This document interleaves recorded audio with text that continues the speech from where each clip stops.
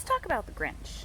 Hi, Sierra with Painted Porch. I'm here for a literary lesson. We are talking about a classic, The Grinch That Stole Christmas. So, quick synopsis of what happens. The Grinch lives way up high on top of a mountain, looks down on Whoville for decades, and he sees every year when Christmas comes around, they decorate, they put up lights, they put up trees, they go crazy. They really, really love Christmas, and it makes them crazy joyful.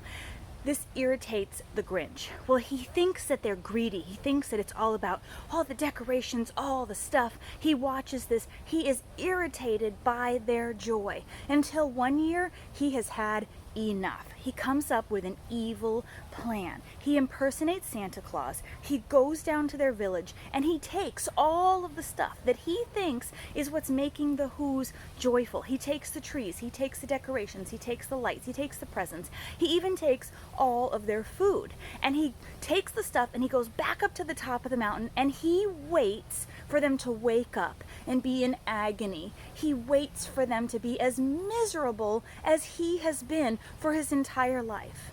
But guess what? They wake up and they go outside and they hold hands and they start singing, and they are just as joyful, maybe even more joyful than they were when they had all of the stuff.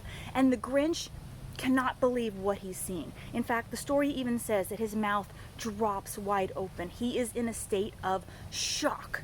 And all of a sudden, he sees that it is not the stuff that he took, because they are just as joyful, if not more joyful, just being together. And they're singing. One of the lines in their song is, "Christmas time is in our grasp as long as we have hands to clasp." And this changes something inside of the Grinch. They show his heart just like explodes out of where it previously was. His heart expands.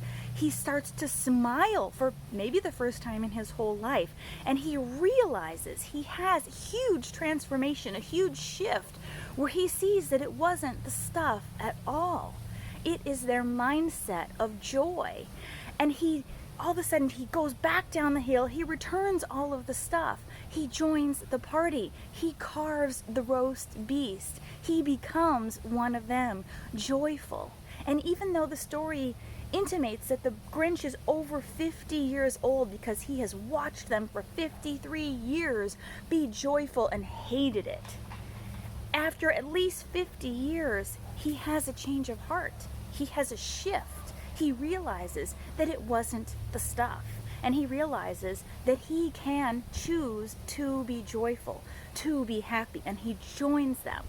So, maybe you read this story as a child and maybe you hated the Grinch, but I think the Grinch is a great lesson for all of us, that it is never too late to choose a different path. It is never too late to decide to be happy and to make change. Now, sometimes a big transformation happens externally. In this case, the external change was that he took everything away that he thought would make the Who's happy, and it didn't matter. It was still happy. Sometimes it's a change that you decide to make yourself. So, do you want to make a change? Do you want to transform? Do you want to choose something else? Do you want to go from a Grinch to a mensch? I made a little Yiddish pun there. Anyways, if you are thinking about transforming, if you are thinking about wanting to make a different choice, join me and my friends Amy and Rob on the porch, Painted Porch Strategies. We are a new company and we are here to help everybody live a better life, to live a happier, more joyful, more productive life, to choose a better life. Get in touch with us. Give me a shout. I'd love to tell you more about it. Namaste.